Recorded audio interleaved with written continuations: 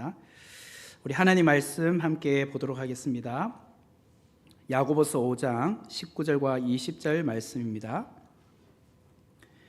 신약 성경 야고보서 5장 19절과 20절 말씀 우리 함께 합독하도록 하겠습니다. 시작. 내 형제들아, 너희 중에 미혹되어 진리를 떠난 자를 누가 돌아서게 하면 너희가 알 것은 죄인을 미혹된 길에서 돌아서게 하는 자가 그의 영혼을 사망에서 구원할 것이며 허다한 죄를 덮을 것임이라. 아멘. 네, 오늘 야고보서 5장 이제 19절과 20절인데요. 이제 마지막입니다. 이제 야고보서 35번째 시간으로 마지막인데, 오늘 제목은 야고보의 마지막 당부라는 제목으로 귀한 은혜를 함께 나누기를 원합니다. 오늘 이 본문은 우리가 야고보의 결론 부분이죠. 결론은 어떤 내용으로 주로 끝이 나나요? 그 글의 그 어떤 형태, 유형에 따라서 좀 다른 것 같아요. 예를 들자면 그 글의 형태가 논문이다라고 하면 그 앞장에서 연구한 이 내용들을, 이 결과물을 요약을 해내는 것이죠. 그리고 그동안 내가 이런 연구를 통하여 얻은 결과를 논리적으로 정리한 다음에 그 논문이 다 모든 것을 완벽하게 다 해내는 것은 아니거든요. 그러면 어떤 부분은 아직도 미비한 부분이 있을 겁니다. 그래서 앞으로 이런 부분들은 연구가 좀 되어야 될 필요성이 있다. 그런 제안을 하고 논문을 마무리하는 것이 그 논문의 어떤 마지막 그런 글입니다. 만약에 소설이라고 한다면 소설의 결론은 주로 해피 엔딩으로 끝나느냐, 아니면 또 어떤 주인공이 비극적으로 결말이 나느냐, 그렇게 따라서 좀 글의 유형이 달라질 것 같아요. 그래서 좋으냐 나쁘냐 이런 식으로 끝이 나는 것 같습니다. 그렇다면 편지는 결론이 어떻게 납니까? 편지의 경우 여러분들 편지를 좀 써보셨으면 아실 것 같은데 그냥 끝하고 끝나나요? 그건 아니라 문안 인사를 하지 않습니까? 문안 인사, 이제 이래서 내가 글을 마무리하는데 잘 지내라 이런 식으로 끝을 맺지 않습니까? 그러면 이 야고보서는 글의 유형을 보았을 때에 어떤 유형일까요? 시? 산문? 논문? 소설? 수필? 편지글입니다. 편지글. 그래서 야고보서를 달리 말하면 서신서라고 하잖아요. 서신서.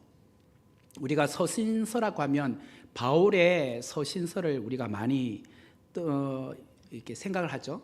그래서 바울이 쓴 서신서들의 이 결론은 어떻게 됐느냐 한번 보시면 문안 인사로 끝나는구나 라는 것을 알 수 있어요.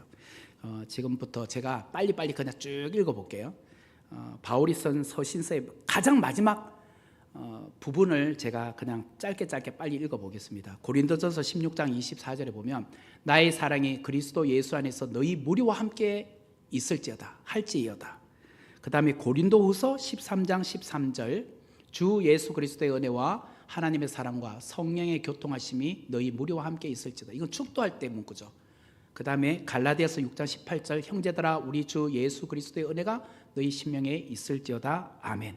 그리고 에베소서 6장 24절 우리 주 예수 그리스도를 변함없이 사랑하는 모든 자에게 은혜가 있을지어다. 그리고 빌립보서 4장 23절 주 예수 그리스도의 은혜가 너희 심령에 있을지어다.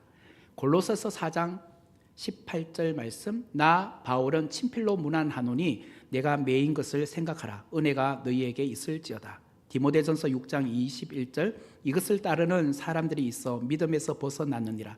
은혜가 너희와 함께 있을지어다. 디모데후서 4장 22절 나는 주께서 내 심령에 함께 계시기를 바라노니 은혜가 너희와 함께 있을지어다. 디도서 3장 15절 나와 함께 있는 자가 다 네게 문안하니 믿음 안에서 우리를 사랑하는 자들에게 너도 문안하라. 은혜가 너희 무리에게 있을지어다. 빌레몬서 1장 25절 우리 주 예수 그리스도의 은혜가 너희 심령과 함께 있을지어다. 자, 보세요. 이게 지금 다 바울이 쓴 서신서들이에요. 마지막 절이에요, 다. 마지막 절에 보면 분명히 이렇게 문안 문구로 끝이 납니다. 자, 그러면 야고보서도 서신서라고 했습니다. 그러면 당연히 바울이 쓴 서신서의 이 문안 인사가 나와야 될 것 같잖아요. 근데 나오나요? 19절과 20절이 마지막 글이잖아요. 어떻게 나옵니까? 간절한 호소문으로 끝을 맺고 있어요. 그래서 19절 20절 말씀 제가 한번 다시 읽어볼게요. 내 형제들아, 너희 중에 미혹되어 진리를 떠난 자를 누가 돌아서게 하면 너희가 알 것은 죄인을 미혹된 자 길에서 돌아서게 하는 자가 그의 영혼을 사망에서 구원할 것이며 허다한 죄를 덮을 것임이라. 이 보니까 그냥 이렇게 결론으로 마무리가 되는 느낌이 안 들잖아요. 서신서라는 느낌이 전혀 안 들지 않습니까?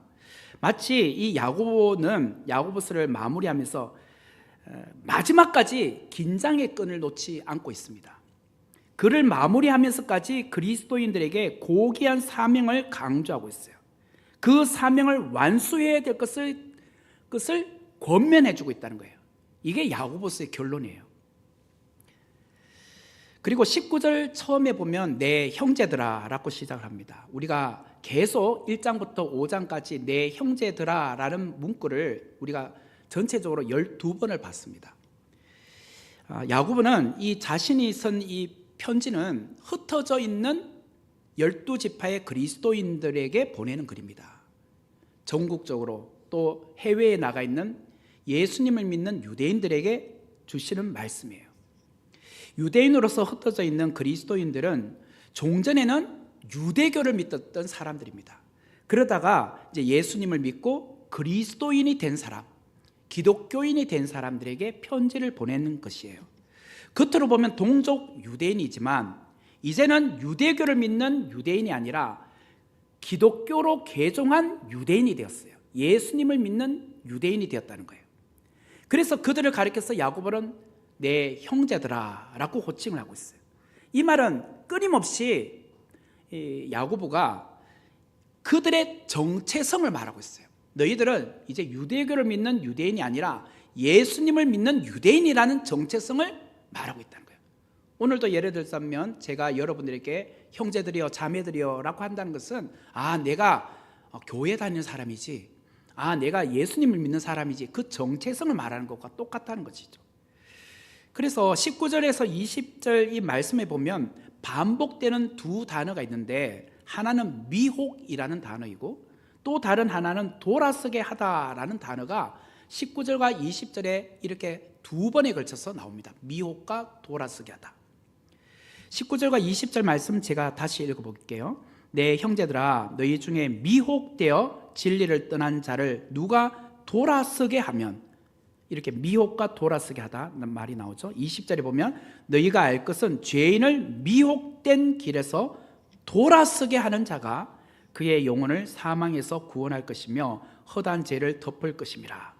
여기서 너희 중에 미혹되어 진리를 떠난 자는 누구를 말할까요? 미혹되어 진리를 떠난 자. 지금은 그리스도인이 되었어요. 교회를 다니는 성도가 되었는데 이분이 다시 유대교로 되돌아가는 사람 말이에요. 교회 다니다가 다시 이전에 자기가 다녔던 유대교로 돌아간 사람. 이것이 미혹되어 진리를 떠난 자를 말해요. 그러면 19절과 20절에 보면 돌아서게 하면 혹은 돌아서게 하는 자라는 것은 반대예요. 유대교에서 다시 기독교로 돌아온 자, 이를 말하는 거예요. 그래서 야고보가 볼 때에 기독교로 개종한 유대인들 중에 아직 믿음의 뿌리가 약한 자들이 있었다는 거예요. 그들은 믿음의 뿌리가 약했기 때문에 작은 환난이나 박해나 핍박이 왔을 때 쉽게 믿음이 흔들렸다는 거예요. 그래서 그들은 믿음이 흔들리니까 어떻게 보느냐면 유대교와 기독교가 뭐가 다르지? 유대교나 그 기독교나 똑같이 구약의 율법을 읽잖아요.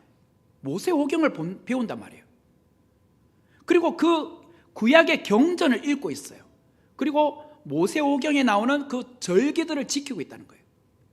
그러다 보니까 믿음이 약한 사람들이 볼 때는 뭐 유대교나 기독교나 똑같네 뭐. 그러면 기독교 갈 필요 뭐 있어? 그냥 유대교로 다시 돌아가는 게 낫지. 이렇게 생각하는 사람들이 나타나기 시작했다는 거예요. 이거를 오늘로 좀 바꿔서 말하면 초신자 중에 교회를 이제 갓 들어왔는데 기독교하고 천주교가 뭐가 달라요? 그럴 수 있잖아요. 사람들이 똑같이 보면 한 뿌리에서 나온 것처럼 보이잖아요. 뭐 기독교가 이전에 천주교에서 나왔다. 마틴 루터가 종교개혁했으니까 그런 식으로 생각한단 말이에요. 그리고 천주교에 가도 기독교에 가도 예수님을 믿는 거 다 똑같잖아요. 그들도 성경의 이야기를 하잖아요. 똑같이 성경 이야기하고. 뭐가 다르지? 뭐 그럴 바에는 뭐 천주교를 믿든지 기독교를 믿든지 뭐가 달라? 아무거나 믿으면 그만이지. 자, 그러면 기독교하고 천주교가 엄연히 같습니까? 똑같습니까? 아니죠. 교리가 다르죠. 신조가 다르죠. 분명히 다른 종교입니다. 근데 초신자들 볼 때는 뭐가 달라? 똑같지. 너희들도 예수님 믿잖아. 여기도 예수님 믿네? 너희들도 성경 이야기 하잖아. 여기도 성경 이야기 안 해? 유대교와 또 기독교가 그렇게 보였다는 거예요. 그래서 유대교에서 기독교로 개종했는데 기독교로 개종해 봤더니 계속 박해가 있어. 핍박이 있어. 고난이 있어. 야, 뭐 이런 거 고난이 올 바에는 유대교로 가면 고난이 없잖아요. 핍박이 없잖아요. 누가 뭐라 합니까? 똑같이 모세오경을 이야기하고 있고 똑같이 절기에 대한 이야기를 하고 있고 똑같이 율법에 대한 것을 읽고 있으니 뭐가 달라? 그냥 다시 유대교로 가면 그만이지. 이렇게 생각하고 있었다는 거예요. 예수님의 친동생 야고보가 활동하고 있었던 초대교회 이 시대에도 그러했다는 거예요. 예수님이 부활하시고 승천하신 지 불과 몇십 년밖에 흐르지 않았습니다. 여전히 예수님의 부활과 승천을 직접 목격한 증인들도 아직 살아 있어요. 그렇지만 예수님의 신성과 예수님의 인성에 대해서 그 명확한 교리가 아직 체계화되지 않았던 때가 바로 그때였어요. 사람들이 볼 때는 목수의 아들 예수 아니야? 내가 아는 요셉과 마리아의 아들이잖아. 나는 목수의 아들로서 마리아를 알고 있는데 요셉을 알고 있는데 나사렛에서 자란 예수잖아.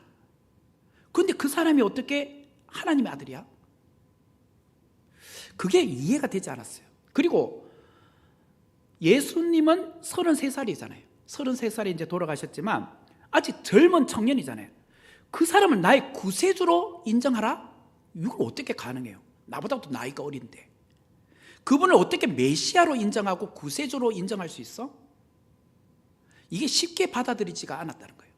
그러다 보니 기독교로 개종했어도 여전히 유대교와 기독교의 차이를 명확하게 구분하지 못하다 보니 신앙생활을 여기도 조금 저기도 조금 왔다 갔다 하는 신앙생활을 하고 있더라는 거예요. 오늘날은 예수님이 오신 지 기독교 역사가 한 2000년이 흘렀습니다. 그러다 보니까 수많은 신학자들에 의해서 진리를 더 명확하게 드러내고 체계화 시켜놨어요. 그래서 교리도 보면 구체적으로 딱딱 나누어져 있어요. 신론, 뭐 구원론, 인간론, 종말론, 기독론 뭐 이런 식으로 쫙쫙쫙쫙 정리가 되어 있기 때문에 명확하게 교리가 체계화가 되어 있어요. 하지만 2000년 전 1세기 초대교회 시대는 그러하지 못했다는 거예요. 33살의 나이이신 예수님께서 십자가 형틀에서 돌아가셨다. 젊은 청년 예수라는 분이 돌아가셨다. 그런데 그 사람을 하나님의 아들로 믿으라? 이걸 어떻게 믿어요? 그분이 어떻게 하나님의 아들이냐고요. 요셉과 마리아의 아들이지. 인성을 사람이지 어떻게 신이냐고. 여러분 같으면 2000년 전에 태어났으면 그걸 믿어지겠습니까? 쉽지 않죠. 그래서 요한 2서 1장 7절 말씀에 보면 이런 말씀이 있어요. 요한 2서 1장 7절에 미혹하는 자가 세상에 많이 나왔나니 이는 예수 그리스도께서 육체로 오심을 부인하는 자라. 이런 자가 미혹하는 자요 적 그리스도니. 보세요. 초대교회는 예수님의 신성이나 예수님의 인성에 대해서 부인하는 이단들이 많이 나왔었어요. 오늘날은 종말론에 대한 이단들이 많잖아요. 왜? 앞으로 되어질 일들에 대해서 우리는 모르니까. 그런데 예수님의 인성이나 예수님의 신성에 대해서는 이제 그런 논쟁이 잘 없어요. 왜? 이미 딱 정리가 됐잖아요. 2000년 동안 기독교 역사에서 많은 신학자들에서 삼위일체 교리가 딱 정리가 됐으니까. 그런데 종말론은 비일비재합니다.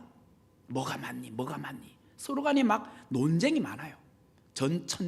전천년설인지 뭐 후천년설인지 무천년설인지 뭐 이런 것도 말이 많고 여러 가지 그냥 학설들이 많아요. 그러다 보니까 1세기 경우에는 이 예수님의 인성이나 신성을 부인하는 미혹하는 자, 적 그리스도들이 참 많았다는 거예요. 그래서 1세기에는 기독교 공동체가 아직 온전한 교리의 틀이 형성되지 않았기 때문에 예수님을 믿었기는 했어도 쉽게 미혹되는 사람들이 많았다는 거예요. 이 말을 들으면 그런가 보다 하고 그 말이 맞네 하고 쉽게 기독교에서 떠나는 사람들이 나타나기 시작을 했다는 거예요. 특히 동족 유대인들은 기독교로 개종한 사람들을 그냥 가만히 놔둡니까? 핍박하죠. 또 그 당시에 로마는 박해를 시작하죠. 그러다 보니까 괜히 기독교로 개종했다가 그 핍박과 박해에 견디기가 쉽지 않은 거죠. 인내하며 끝까지 신앙을 지킨다는 것은 쉬운 일이 아니었다는 거예요. 그러다 보니 배교하는 사람들도 계속 일어나기 시작을 했던 거예요. 야고보는 5장에서 그동안 이제 성도들이 고난당하는 자를 위하여 기도하라, 병든 자들을 위하여 기도하라, 이런 이야기들을 계속 언급해 왔습니다. 그런데 병약자와 고난당하는 자를 위해서도 우리가 기도를 멈추면 안 되겠지만 무엇보다도 우리가 정말 기도해야 될 제목이 있어 라고 하면서 지금 문안인사로 글을 마무리하지 못하고 이 이야기를 하는 거예요. 영적 사각지대에 있는 사람들을 위해서 우리가 기도해야 돼. 그것을 권면하고 있어요. 그러면 영적 사각지대에 있는 사람들이 누구냐? 아직 믿음의 뿌리가 확고하게 내려지지 않는 사람들이라는 거예요. 예를 들자면 교회에서 누군가에게 상처를 받았어요. 또 그래서 시험에 들어서 장기간 교회를 떠나 있는 사람, 혹은 영적 침체 가운데 있는 사람, 혹은 교회를 다니고는 있지만 시련이 오고 고난이 왔을 때에 영적으로 신앙생활을 잘 하지 못하는 사람들도 계속 일어날 거 아니에요? 그런 사람들이 계속 기독교에서 방황하다가 교회도 잘 안 나오고, 그러다 보니까 어떤 사람은 교회를 떠나는 사람들도 자꾸 나타나기 시작한 거예요. 그래서 지금 야고보는 자, 영적 사각지대에 있는 사람, 믿음이 약한 성도들, 그런 사람들을 위해서 지금 기도해야 돼, 그 이야기를 하는 거예요. 앞에서는 고난당하는 자를 위해서 우리가 기도해야 됩니다. 병약자들을 위해서 기도해야 됩니다. 의인의 강구는 역사하는 힘이 있습니다. 엘리야는 우리와 성정이 같은 사람이었습니다. 3년 6개월 동안 그가 비가 오지 않기를 기도했더니 비가 오지 않았고, 또 기도했더니 비가 내렸습니다. 그래서 기도하면 됩니다, 이런 이야기 했잖아요. 근데 진짜 내가 마지막으로 너희들에게 꼭 기도해야 될 제목 하나 알려줄게. 영적 사각지대에 있는 사람, 믿음이 연약한 사람, 이 사람들을 위해서 우리는 반드시 기도해야 돼, 이 이야기를 하는 거예요. 교회가 전도에 힘쓰는 것 정말 중요하지 않습니까? 교회들마다 전도 안 하는 교회들이 어디 있습니까? 다 전도에 힘쓰죠. 그러다 보면 문제가 또 하나 발생해요. 전도는 힘쓰는데 교회 안에서 방황하는 영혼들을 챙기는 것을 소홀히 하는 경우가 있어요. 앞에 문은 열려 있어요. 교회로 오시라고. 그런데 뒷문은 닫아놔야 되잖아요. 빠져나가지 않게 해야 되잖아요. 그런데 술술 뒤로 막 빠져나가는 사람이 너무 많아. 전도를 아무리 잘해도 교회에서 상처받고 교회에서 정착 못하고 빠져나가는 성도들이 많으면 그게 어떻게 숫자가 부응하겠습니까? 자, 올해 우리 성목교회가 예를 들어서 한 50명의 새 가족이 왔다고 합시다. 그런데 한 70명이 빠져나갔어. 교회 안에서 막 서로 다투들이 빠져나가고, 막 서로 정착 못해서 빠져나가고, 관리를 안 해줘서 빠져나가고, 사랑이 없어서 빠져나가고, 은혜 못 받아서 빠져나갔다고 합시다. 그러면 플러스 마이너스 하면 마이너스 20명이잖아요. 지금 그런 상황이 오면 안 된다는 거예요, 지금. 자, 그래서 우리가 한때 믿음 생활을 하다가 어떤 이유로 나오지 않고 방황하고 있는 사람들에게 우리는 관심을 가져야 된다. 우리 주변을 돌아보면 방황하고 있는 사람들이 의외로 많습니다. 우리끼리 막 바쁘게 사역하다 보면 누가 어디에서 방황하고 있는지를 놓칠 때가 있어요. 열심히 나오는 사람들끼리 막 좋아가지고 신앙생활 열심히 하고 있어요. 그러다 보면 교회 안에서 겉도는 사람이 있는데도 불구하고 우리는 그것을 챙기지 못해요. 그래서 방황하는 사람들을 돌아오게 하는 것이 매우 중요하다고 야고보가 말하고 있어요. 누구나 한때 방황할 수 있습니다. 누구나 한때 시험에 들 수도 있어요. 죄로 넘어질 수도 있습니다. 그때 교회 공동체의 역할이 정말 중요하다는 거예요.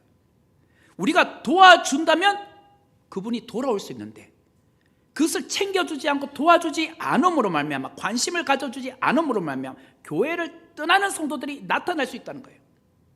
혹여나 우리 중에 누군가가 과거에 교회를 떠날 뻔했던 사람들도 있지 않습니까? 이 자리에 손들지는 않겠습니다.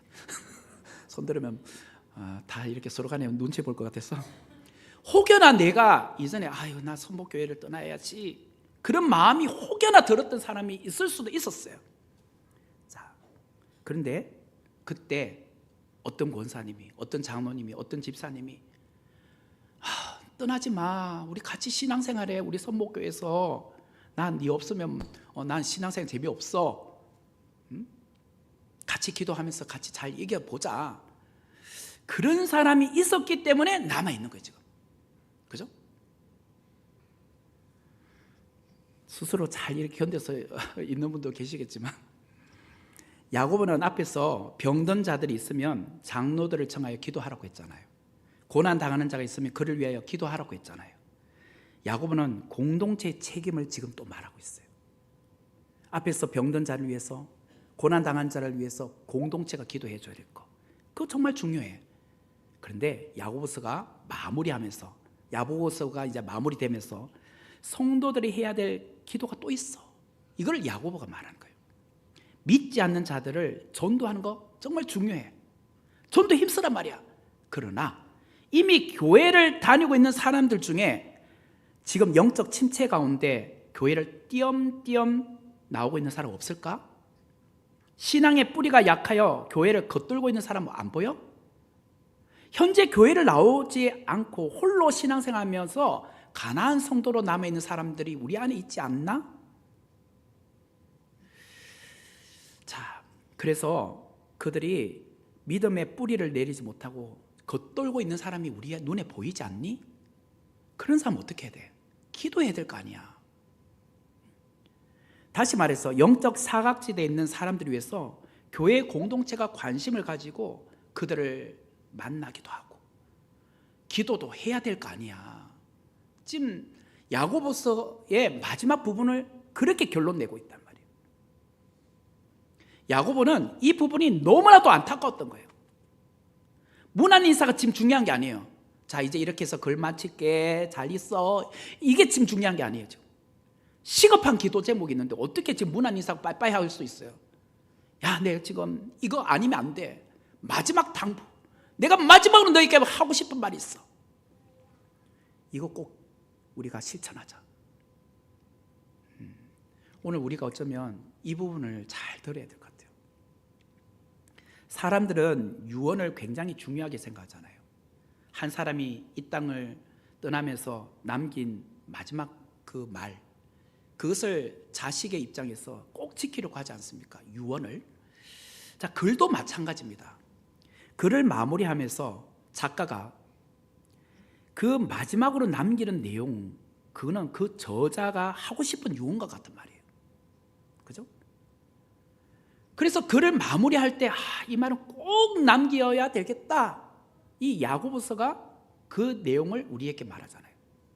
후대에 이 야고보서를 읽는 독자들이요, 성도들이요, 내가 너무 이거는 여러분들에게 하고 싶어요. 이 말은 꼭 여러분들이 실천해 주길 바라요. 믿음이 연약한 지체들과 교회 안에서도 영적 사각지대에 놓여 있는 사람들이 여러분 보이나요? 형제들이요, 곧 기존 신자들이 그들을 위해서 기도해 줘야 될 거 아니에요. 그 당부의 말을 마지막으로 하고 글을 마치고 있다는 거예요. 19절과 20절 말씀을 제가 한번 다시 읽어볼게요. 그런 마음을 한번 보세요.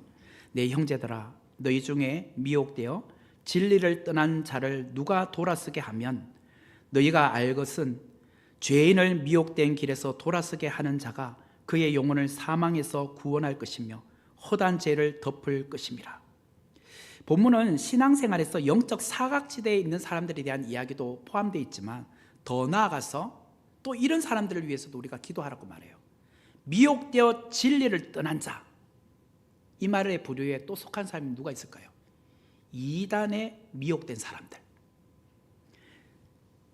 잘못된 길로 가 있는 사람들, 다시 말해 이단의 잘못된 교리에 현혹되어 빠져있는 내 가족, 내 형제, 우리 성도, 그들을 포기하지 말고 그들이 다시 주님께로 돌아오기를 기도하라는 거예요. 20절 말씀에 보면 너희가 알 것은 죄인을 미혹된 길에서 돌아서게 하는 자가 그의 영혼을 사망에서 구원할 것이며 허다한 죄를 덮을 것임이라. 그의 영혼을 사망에서 구원한다라는 말이 뭘까요? 잘못된 교리에 현혹되어 빠져있는, 이단에 빠져있는 자들의 영혼을 사망에서 구원하도록 힘쓰라는 거예요. 지금 잘못된 교리에 빠져있잖아요. 이단에 빠져있잖아요. 그들의 영혼을 사망에서 건져내는데 우리가 힘쓰라는 거예요. 그렇게 죄인을 미혹된 길에서 돌아서게 하는 자는 뭐라고요? 허다한 죄를 덮을 것이다. 내가 그렇게 잘못된 교리에 빠져있는 사람을 구출해내면 나는 어떻게 된다고요? 허다한 죄를 덮을 것이다. 나도 죄인이잖아요. 근데 하나님께서 내게 상급을 주시겠다는 거예요. 상급. 잘못된 교리에 빠져있는 형제를 미혹해서 돌이키도록 도와준 그 행위는 하나님 앞에서 받을 상이 크다는 거예요. 그래서 그냥 방치하지 마세요. 우리가 노력은 하겠죠? 돌아오라고. 그런데 끝까지 기도하고 끝까지 노력하라는 거예요. 그래서 그 영혼이 돌아오면 야, 네 한 생명 구원했다. 그래서 하나님께서 내가 허다한 죄를 덮을 것이다. 너희에게 그런 큰 상 주겠다. 이 말을 하는 거예요. 여러분, 사람들이 왜 이단에 미혹될까요? 신앙의 기초가 약하기 때문이에요. 교회를 다닌다고 믿음이 쌓이고 믿음이 성장하는 것이 아니더라고요. 신앙의 기초부터 다지는 작업이 필요해요. 운동선수들 보세요. 이 야구 시즌이 끝나면 이제 내년 2월, 3월 달까지 이제 경기가 없는 시즌이잖아요. 이때 그냥 노나요? 아니죠. 전지훈련을 가잖아요. 전지훈련. 기초훈련 다시 하잖아요. 수비훈련, 공격훈련 이런 걸 다시 하잖아요. 그냥 가만히 있는다고 신앙이 자라는 게 아니고 훈련이 필요해요. 교회는 반드시 성도들에게 그러므로 교리 공부, 말씀 공부를 가르치는 프로그램이 있어야 돼요. 우리가 믿는 신조와 교리를 교회에서 가르쳐야 돼요. 자, 그냥 주일 예배만 듣고 신앙생활을 그냥 평생 하면 절대로 믿음이 자라지 않습니다. 자, 그러면 어떻게 될까? 교회에서 교리를 가르쳐야 돼요. 구약과 신약 공부를 가르쳐야 돼요. 교리는 무엇과 같으냐? 뼈대와 같아요. 뼈대. 여러분 지금 앉아 계시는데 뼈가 있으니까 앉아 있는 거 아닙니까? 뼈가 없으면 허물어져서 그냥. 그래서 있잖아요. 저는 내년에 2가지를 할 겁니다. 이제 오늘 지금 선포합니다. 지금. 첫째, 귀납법적 성경 공부를 가르칠 겁니다. 큐티를 여러분들 제대로 할 수 있도록 성경 보는 안목을 가르칠 겁니다. 4주 신청하시라. 아마 이제 1월이나 2월달 그때 할 거예요. 그래서 너무 걱정하지 마세요. 주일날 5회 할게요. 제가 조금 힘들어도. 그리고 내년에 상반기 14주, 하반기 13주, 총 27주의 교리 대학을 할 겁니다. 그것도 목요일 저녁반, 주일 오후반. 이제 오후 예배 끝나고 할 거예요. 저는 좀 힘들겠지만. 그러니까 교리를 알아야 돼요. 뼈대와 같은 거. 27주입니다. 27주. 저는 똑같은 걸 목요일 밤도 하고 주일 오후 밤도 할 거예요. 왜? 주정이 안 되신 분 주일이라도 듣고, 주일 난 너무 바쁘면 목요일이라도 오셔서 들으라고. 그리고 그 다음 해인 2027년도에는 구약 성경대학을 할 거예요. 27주. 2028년도에는 신약 성경대학 27주. 3년 커리큘럼 지금 말했습니다.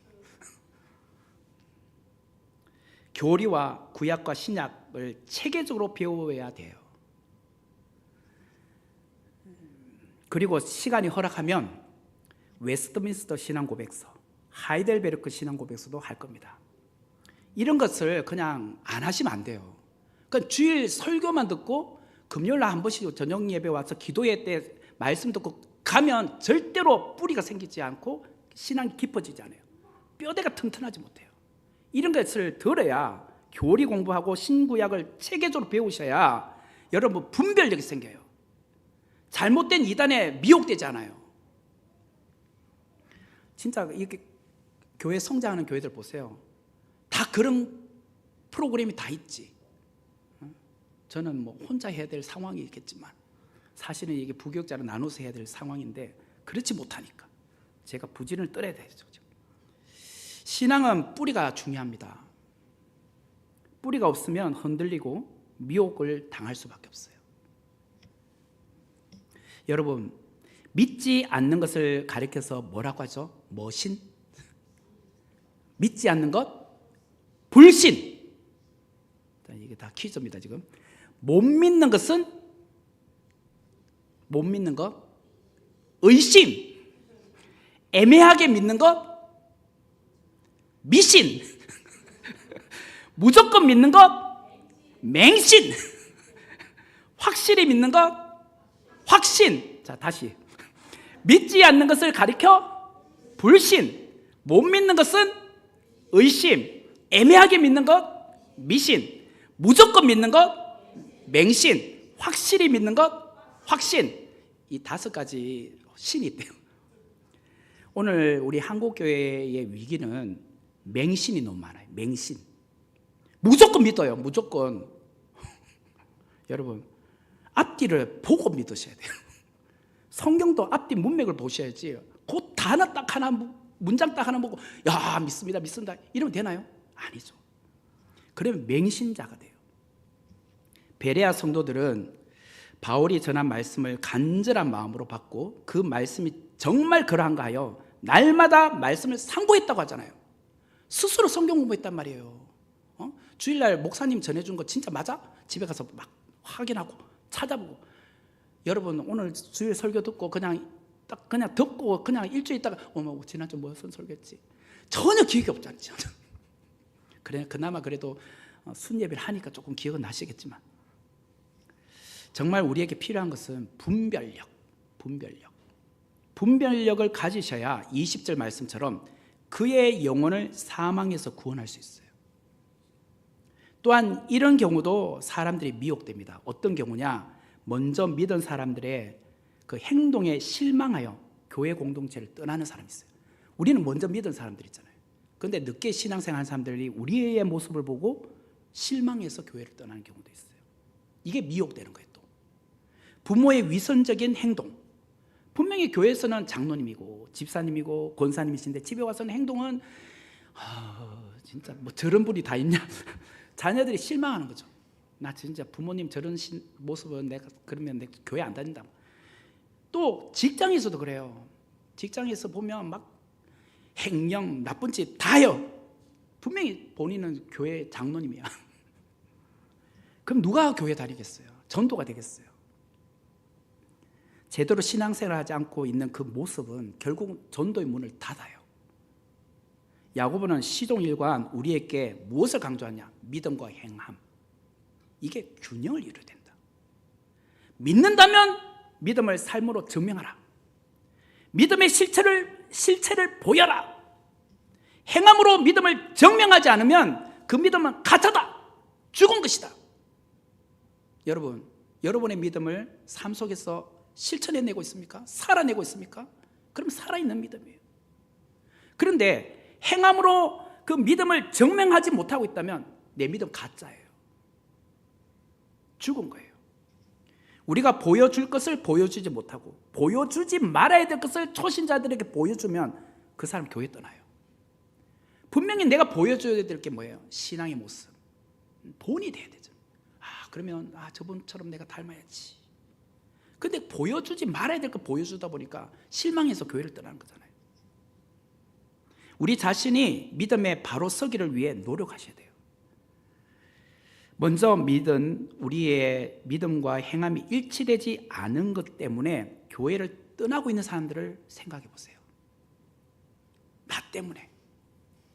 영적으로 믿음이 약한 성도들은 성경에 나오는 믿음의 선조들의 이야기를 듣고 믿음이 자라지 않습니다. 이 성경에 나오는 아브라함, 이삭, 야곱, 생소한 이름이잖아요. 이제 초신자들에게 그 아브라함이 누군지 어떻게 알아요? 그럼 누구를 보고 믿음 생활을 잘하게 됩니까? 나보고. 나를 전도한 집사님, 나랑 순예배 같이 들어있는 순원, 순장님, 그분의 믿음 생활, 그분의 정말 신실한 모습을 보면서 나도 저분처럼 닮고 싶다. 저분처럼 내가 신앙생활 해야 되겠구나. 그 아브라함은 뒷전이에요, 뒷전. 그 다음이에요, 그 다음. 나를 보고 교회를 다닌 거예요. 나를 보고 믿음 잘하는 거예요. 우리의 행함의 믿음이 그래서 중요한 겁니다. 먼저 예수님을 믿은 우리의 책임이 그래서 중요한 거예요. 목사로서, 장로로서, 권사로서, 집사로서 초신자들에게 나는 어떻게 보여지고 있는가? 이게 정말 중요해요. 이거 책임성을 가지셔야 돼요. 그래서 직분은 교회에서 그냥 부르라고 주신 게 아닙니다. 성도 부르면 좀 그렇잖아요. 그래도 좀 집사라고 불러주길 바라고, 그래도 좀 집사 생활 좀 어느 정도 하면 이제 권사가 되고 싶잖아요. 권사로 불러줘야 되잖아요. 다른 교회 가도 뭐 내 연배에 있는 사람은 다 권사라고 부르는데 남은 집사로 불리면 좀 그렇잖아요. 그렇게 하라고 교회에 직분을 주신 겁니까? 아니잖아요. 직분에 걸맞은 믿음의 실력을 갖춰야 되잖아요.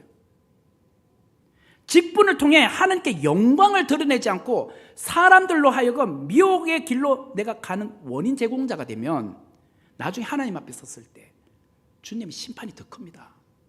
야, 네 집사로 뭘 하다 왔어? 장로로 뭘 하다 왔어? 목사로 네 뭘 하다 왔어? 차라리 평신도면 괜찮아요. 아직 믿음이 초보였기 때문에. 근데 그만큼 더 안수받고 위치에 올라가면요, 그만큼 책임성이 따라요. 하나님께서 그만큼 네가 더 잘하길 바랬는데 못하고 왔으니까 실망이 크신 거죠.